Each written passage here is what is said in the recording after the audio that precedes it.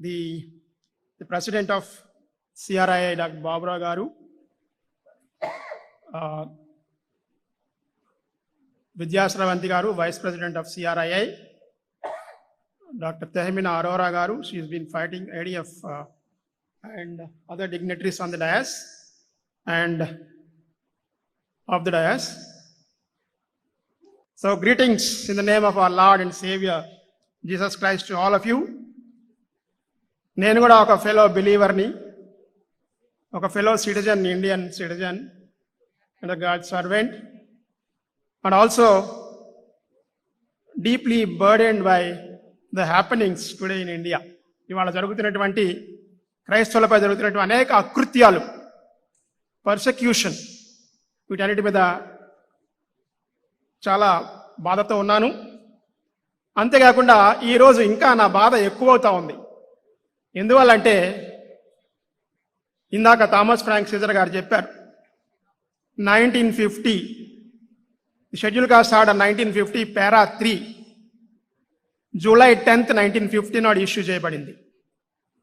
And tomorrow is July 10th. And we are completing 75 years of injustice to Dalit Christians in India. And this injustice has to be fought. We have been fighting. Thomas Frank has been fighting for the last 20 years, 21 years to be precise. 2004లో ఆయన PIL వేశారు supreme కోర్టులో. ఈరోజు 2025 July 10th రాబోతుంది. ఏ పారా 3 మీద అయితే వేశారో ఆ పారా 3 75 ఏళ్ళు కంప్లీట్ చేసుకోబోతా ఉంది రేపటికి. మరి 75 ఏళ్ల నుంచి ఈ అన్యాయం ఇలా జరుగుతూ ఉంది. నేను కూడా ఒక విక్టిమ్ని ఈ అన్యాయానికి. ఈ పారా 3 విక్టిమ్ నేను కూడా. 64 ఏళ్ల నుంచి ఈ విక్టిమ్ ఈ బాధని భరిస్తూనే వచ్చాడు. అయినప్పటికీ కూడా చెక్కు చెదరకుండా మరి మా తల్లిదండ్రులు ఇచ్చిన దీంతో, అలాగే కొంచెం పట్టుదలతోటి, కృషితోటి కొంతవరకు చేరుకోగలిగాం. అయినప్పటికీ కూడా ఏమో ఇంకా పారా 3 లేకుండా ఉండుంటే మనం ఎక్కడ చేసేవాళ్ళం తెలియదు కానీ, but it is still I praise the Lord for whatever I have done, whatever I have achieved in my life. అది తర్వాత ఇందాక థామస్ ఫ్రాంక్ గారు మొత్తం ఇంగ్లీష్లోనే చెప్పారు, కొంత మధ్య మధ్యలో డిస్టర్బెన్స్ వచ్చింది కాబట్టి దాని గురించి నేను కూడా కొన్ని విషయాలు చెప్పదలుచుకున్నాను. 1950లో ఇచ్చిన ఈ షెడ్యూల్ కాస్ట్ ఆర్డర్ పారా 3లో హిందూస్ మాత్రమే, హిందూ రిలీజన్ని ఫాలో అయ్యే వాళ్ళు మాత్రమే they shall be deem to be considered as schedule caste అని ఉంది. ఈ డీమ్ టు బి అంటే అర్థం ఏంటనేది నాకు చాలా కాలం తెలియలేదు. ఎందుకు డైరెక్ట్గా అని ఉండొచ్చు కదా, they shall not be considered అని చెప్పి. ఈ డీమ్ టు బి అంటే అర్థం ఒక లాయర్ గారు చెప్పారు నాకు. డీమ్ టు బి అంటే నువ్వు ఒప్పుకున్నా ఒప్పుకోకపోయినా నువ్వు ఒప్పుకొని తీరాల్సిందే. Whether you accept it or not, you have to accept it. That's what it means. So దానివల్ల ఇన్నాళ్ళ నుంచి మేము భరిస్తున్నటువంటి అన్యాయాన్ని ఇవాళ వెలుగులోకి తీసుకొస్తూ ఉన్నాం. మరి దీని మీద నేను కూడా కొంత లాస్ట్ ఇయర్ నుంచి I'm also thankful to doctor Baburao because I'm also completing 1 year of jumping into this movement. Last year July 10th was the first day I spoke in a public platform against this para 3 of 1950 schedule caste order. So ఇవాళకి 1 year complete చేస్తున్నాను కాబట్టి I think we should all celebrate this, my 1 year of fighting against it. Still there is no justice. Anyway, I hope we will achieve justice provided we all stand together. So ఈ యొక్క Thomas Frank గారు చెప్పిన దాన్ని కంటిన్యూషన్గా చెప్తున్నాను నేను. ఈ Ranganath Mishra commission report తోటి మొదలు పెడతాను. ఆయన అంతకుముందు చాలా రిపోర్ట్స్ చెప్పారు. రంగనాథ్ మిశ్రా గారి కమిషన్ రిపోర్ట్, వాళ్ళు నేషనల్ మైనారిటీస్ కమిషన్ తరపున ఒక కమిటీని కాన్స్టిట్యూట్ చేయించారు. It was headed by Satish Deshpande అని, ఈ was sociologist from Delhi school of Delhi university, Delhi school of sociology, and Geetika Bapna ఆయన అసిస్టెంట్. వీళ్ళిద్దరూ కలిసి విస్తృతంగా దేశమంతా పర్యటించి ఒక రిపోర్ట్ తయారు చేశారు. ఆ రిపోర్ట్లో క్లియర్గా రికమెండ్ చేశారు వాళ్ళు, ఎవరైతే భారతదేశంలో ముఖ్యంగా సౌత్ ఇండియాలో ఉన్న దళిత క్రిస్టియన్స్ ఎవరైతే ఉన్నారో, దళిత దళితులుగా ఉండి క్రైస్తవ మతంలోకి మారినటువంటి ఎవరైతే ఉన్నారో వాళ్ళందరూ ఇప్పటికి కూడా అదే రకమైనటువంటి వివక్షను అనుభవిస్తూ ఉన్నారు. ఆ రకమైన వివక్ష అన్ని రంగాల్లోనూ ఉంది. ఇప్పటికీ వాళ్ళు అన్టచబిలిటీ అనుభవిస్తూ ఉన్నారు అని క్లియర్గా చెప్పింది, ఎగ్జాంపుల్స్ సహా. అయినప్పటికీ కూడా 2007లో ఇచ్చారు రిపోర్ట్. 2004లో ఈ కమిటీ అపాయింట్ చేయబడింది. 2007లో వాళ్ళు రిపోర్ట్ ఇచ్చారు. అయినప్పటికీ కూడా అప్పుడున్న గవర్నమెంట్ మరి ఆ రిపోర్ట్ని ఏం పెద్ద పట్టించుకోలేదు. మళ్ళీ దాన్ని నేషనల్ కమిషన్ ఫర్ షెడ్యూల్ కాస్ట్స్కి రిఫర్ చేశారు వాళ్ళ ఒపీనియన్ ఏంటని. వాళ్ళు కూడా క్లియర్గా 2010లో ఇచ్చారు, yes we have no objection, మాకేం అబ్జెక్షన్ లేదు, క్రైస్తవులుగా మన దళితుల్ని ఎస్సీలుగా ట్రీట్ చేయడానికి మాకు ఎటువంటి అబ్జెక్షన్ లేదు అని చెప్పి ఇచ్చారు వాళ్ళు.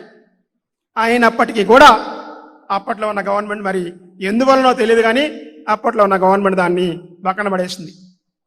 ఆ తర్వాత 2004లో ఫైల్ చేసిన పిఐఎల్ థామస్ ఫ్రాంక్ గారు ఇంకా కొంతమంది 2022లో వచ్చింది హియరింగ్కి.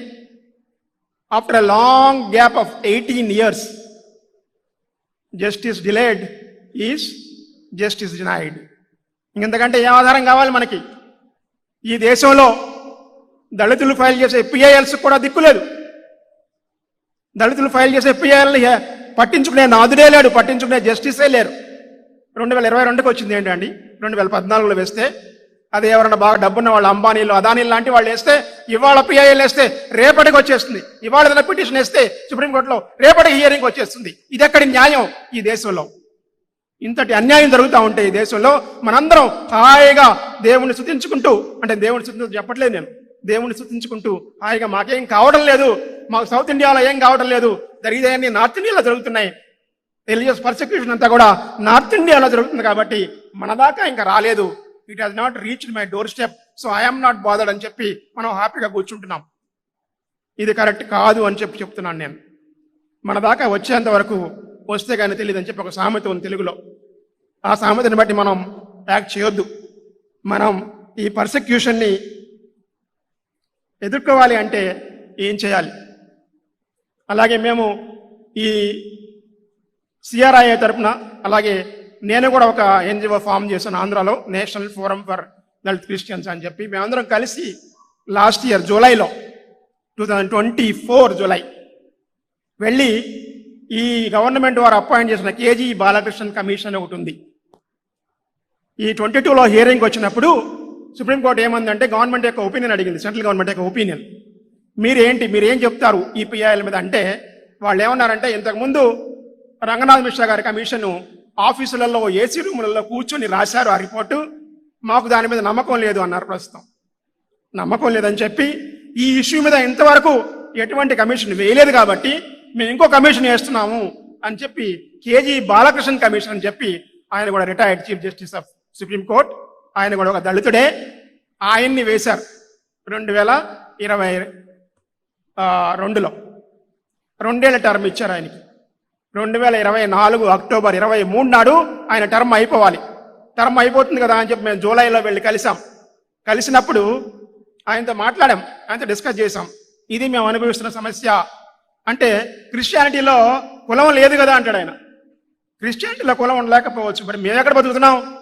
మేము బతికేది ఆంధ్రాలో, మేము బతికేది ఇండియాలో, మేము బతికేది హిందూ సమాజంలో. మమ్మల్ని క్రిస్టియన్స్గా ఎవడు చూడటం లేదు. ఈ మాల క్రిస్టియనో మాది క్రిస్టియన్ అంటున్నారు. చుండూరులో మరణకాండ జరిగినప్పుడు, కారంచేడులో మరణకాండ జరిగినప్పుడు వాళ్ళ విక్టిమ్స్ ఎవరో మీకు తెలుసా? వాళ్ళ పేర్లు మీకు తెలుసా అని అడిగాను నేను. యెహోషువ ఒక ఆయన పేరు, ఒక ఆమె పేరు సువార్త, ఒక ఆమె పేరు మార్తమ్మ, ఒక ఆయన పేరు జాషువా. వీళ్ళు కారంచేడు మరణకాండలో విక్టిమ్స్. అంటే వీళ్ళందరూ క్రిస్టియన్స్ కాదా? క్రిస్టియన్స్ నేమ్స్ కాదా? మరి వాళ్ళు ఎందుకు చంపారు? వాళ్ళు క్రిస్టియన్స్ అయితే వాళ్ళు దళితులనే కదా చంపారు. This is what I post to KG Balakrishnan. ఆయన అంటాడు, సూసాయి అనే ఒక కేసు ఉంది, ఆ సూసాయి కేసులో ఒక జడ్జిమెంట్ ఇచ్చింది సుప్రీంకోర్టు. ఏమని జడ్జిమెంట్ ఇచ్చింది? ఆ జడ్జిమెంట్ కూడా యాక్చువల్గా ఛాలెంజ్ చేయాలి. ఏమని ఇచ్చిందంటే, హిందూ సమాజంలో హిందూ దళితులు ఎటువంటి వివక్ష ఎదుర్కొంటున్నారో అలాంటి వివక్ష మీరు క్రైస్తవ్యంలోకి మారినప్పటికీ కూడా మీరు ఎదుర్కొంటూ ఉంటే మీకు ఇస్తాం రిజర్వేషన్స్. మీరు అలాంటి వివక్ష క్రైస్తవ సమాజంలో కూడా ఎదుర్కొంటున్నారు అని మీరు ప్రూవ్ చేయలేకపోయారు కాబట్టి మేమేం మాట్లాడటం లేదు అని Soosai, the famous case Soosai versus government of Tamil Nadu. ఆయన చెప్పులు కుట్టిన ఆయనకి ఒక చెప్పుల షాప్ ఇవ్వలేదని చెప్పి కోర్టులో వేశాడు. కోర్టులో వేసి నువ్వు క్రైస్తవుడివి, నీ చెప్పుల షాప్లో క్రైస్తవ యేసుక్రీస్తు బొమ్మ ఉంది కాబట్టి నీకు ఇవ్వమని చెప్పారు. దాని మీద సుప్రీంకోర్టు వరకు పోయాడు ఆయన. సుప్రీంకోర్టు వరకు పోతే వాళ్ళు ఇచ్చిన జడ్జిమెంట్ ఇది. అంటే నేను వివక్ష అనుభవిస్తున్నానని నేనే రుజువు చేసుకోవాలంట. అదేంటంటే ఆర్టికల్ 14 అగెనిస్ట్గా మీరు వేశారు కదా, ఫండమెంటల్ రైట్స్ అని జస్టిసియబుల్ కదా, ఫండమెంటల్ రైట్స్ని మీరు ఛాలెంజ్ చేస్తున్నప్పుడు owners of proof is on you అన్నారు. మేమెక్కడ చేస్తామండి? మేమంతా దళితులమి. మేము ఉండేది ఎక్కడ? మేము దళితులం, క్రైస్తవం అయినప్పటికీ కూడా మా చర్చిలు ఎస్సీ కాలనీల్లో ఉన్నాయి. రూరల్ ఏరియాస్లో మా చర్చిలకు వచ్చేది అందరూ దళితులే. వాళ్ళందరూ ఎస్సీ కాలనీస్లో ఉన్నారు, రూరల్ ఏరియాస్లో. అర్బన్ ఏరియాస్ మనకి వదిలేసేయండి. India lives in it's rural India, it's rural villages. ఆ రూరల్ విలేజెస్లో మేము ఎప్పటికీ దళితులుగా వివక్ష ఎదుర్కొంటూనే ఉన్నాం.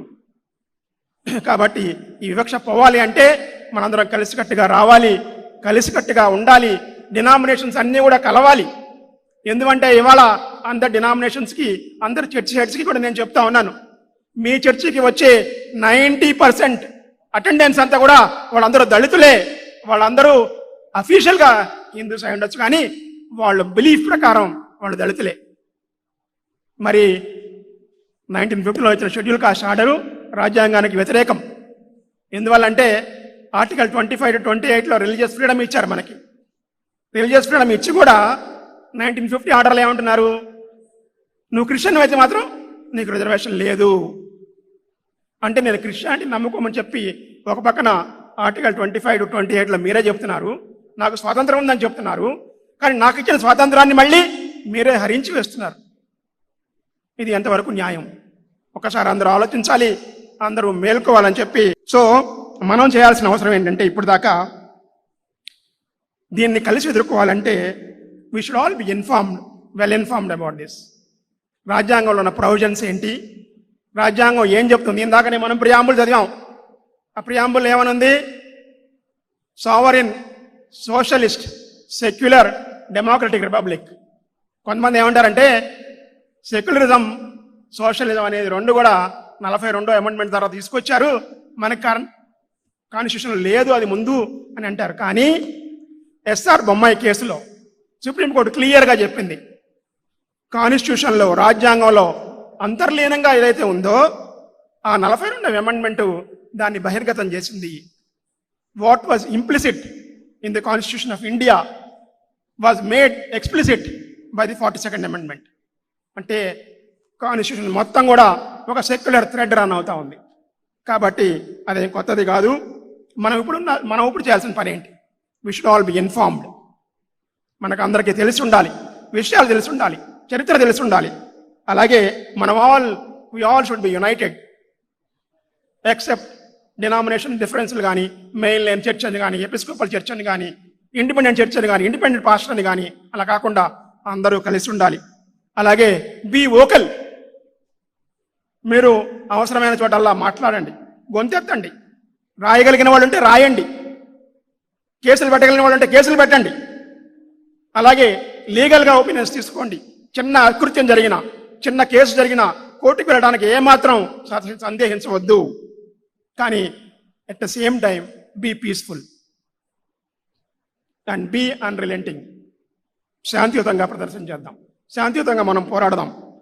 అండ్ మన వాళ్ళని, మన యూత్ని, మన పిల్లల్ని మనం అనేక రంగాల్లో తర్ఫీదు ఇవ్వాలి. ఇవాళంతా ఐటీ అని చెప్పి అనుకుంటున్నాం, ఐటీలో వెళ్ళనివ్వండి, కానీ వాళ్ళని కూడా మీరు యూత్ని, అలాగే చిల్డ్రన్ని, they should stand tall in their faith and they should be involved in law. అందరిని లీగల్గా లా చదివించండి. Let them learn the law of the land. అలాగే పాలిటిక్స్లోకి రమ్మనండి, మీడియాలోకి రమ్మనండి. అక్కడెక్కడ మన వాయిస్ లేవు. అప్పుడప్పుడు కాంగ్రెస్ ప్రెసిడెంట్ గారు, కాంగ్రెస్లో మన అపోజిషన్ లీడర్ గారు అంటుంటారు, మీడియాలో కానీ, పెద్ద పెద్ద ప్రొఫెషన్స్లో కానీ, దళితులకు కానీ, బీసీలకు కానీ ఎటువంటి వాయిస్ లేదు. అందువల్లే ఇవాళ మనం ఇలా ఎదుర్కొంటున్నాం. కాబట్టి మనం కూడా మన పిల్లల్ని ఎంకరేజ్ చేయాలి, మన యూత్ని ఎంకరేజ్ చేయాలి. లాయర్లు అవ్వాలి, వాళ్ళు మీడియాలోకి రావాలి, అలాగే పాలిటిక్స్లోకి రావాలి. ఎస్కేఎల్ గారు ఉన్నారు, ఎస్కేఎల్ లాంటి వాళ్ళు, దీపక్ గారు, జాన్ లాంటి వాళ్ళు, ఇలాంటి వాళ్ళందరూ చాలా పాలిటిక్స్లో ఉన్నారు. అలా పాలిటిక్స్లోకి రావాలి. అలాగే మనం ఇంకా నేను ముగించదలుచుకున్నాను, ఎందుకంటే టైం అయిపోతుంది, చాలామంది ఉన్నారు. మేడం ఒక ఆమె ఉంది, ఆమె కూడా మాట్లాడాలి. కాబట్టి ఈ యొక్క రిలీజియస్ ఫ్రీడమ్ గురించి మనం మాట్లాడుతున్నాం. కాబట్టి దళితులుగా ఉన్నటువంటి క్రైస్తవులకు రిజర్వేషన్ లేనంతకాలం వాళ్ళకి రిలీజియస్ ఫ్రీడమ్ లేదు. We been fighting for this. Religious freedom లేకపోబట్టే, నాకు నచ్చిన మతాన్ని నేను అనుసరించలేకపోబట్టే నాకు ఇవాళ రిజర్వేషన్ లేదు, నా పిల్లలకి లేదు. వాళ్ళు గవర్నమెంట్ ప్రొవైడ్ చేసే ఎన్నో ఫెసిలిటీస్ని కోల్పోతూ ఉన్నారు ఇవాళ. కాబట్టి మనం అందరం కూడా దీని గురించి పోరాటం చేద్దాం. మీకు అందరికీ 1 కొరింథీయులు రాసిన పత్రిక పరిశుద్ధైన పౌలు 16వ అధ్యాయం 13-14 వచనాల్లో ఏం రాసిందో కూడా ఒక్కసారి నేను అప్పుడప్పుడు బిబ్లికల్ రెఫరెన్స్లు కూడా ఇస్తుంటాను నా స్పీచ్తో పాటు. ఏమని రాసింది? మెలకువగా ఉండుడి, విశ్వాసమునందు నిలకడగా ఉండుడి, పౌరుషము గలవారయునుడి, బలవంతుడయునుడి. ఇంగ్లీష్లో అయితే be on your God, stand firm in your faith, be courageous, be strong, do everything in love. And the best thing for the churches to be united, to raise their voice, to be alert, was actually, the best time was actually 23 years back in 2002 when Godhra carnage took place. And the second best time is now. It's today, and tomorrow is the day when we should raise our voice. Today is the day when we should raise our voice. Tomorrow, being a Sunday, we are not able to take out any demonstration or anything like that. మనం క్రైస్తవులం కాబట్టి, ప్రార్థన చేస్తాం కాబట్టి చర్చిలకి వెళ్తాము. చర్చిలో మన విరోధుల గురించి కూడా ప్రార్థన చేస్తూ ఉన్నాం మనం. అది మన యొక్క గొప్పతనం.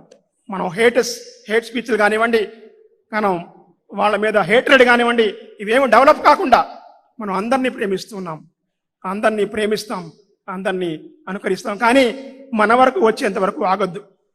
ఇందులో నేను అప్పుడప్పుడు అన్ని చోట్ల ఒక స్పీచ్ ఎండ్ చేస్తుంటాను. ఏంటంటే, this poem is actually written by Martin Niemoller. మేము యూనివర్సిటీలో చదువుకునేటప్పుడు ఇది బెర్టాల్ట్ బ్రెక్ట్ అని ఒక ఆయన రాసిన అనుకునేవాళ్ళం. But later we came to know it's written by Martin Niemoller. This goes like this. They came first for the communist and I did not speak up because I wasn't a communist. Then they came for the Jews. And I did not speak up because I was not a Jew.